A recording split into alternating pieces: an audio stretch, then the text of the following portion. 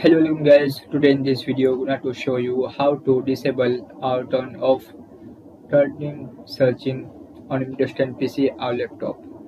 So guys, if you want to disable or turn off threading searching, so very easy. Firstly open Google Chrome. Now typing anything. After click on settings. Now click on search settings. Now scroll down and here option auto complete with threading searches. Threading searches include popular searches in your area. So if you want to turn off or disable, so check this box. That is. So guys, this is very simple and easy method.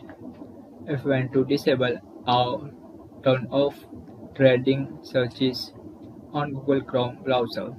That is. Thank you for watching this video. Please subscribe my channel for latest update.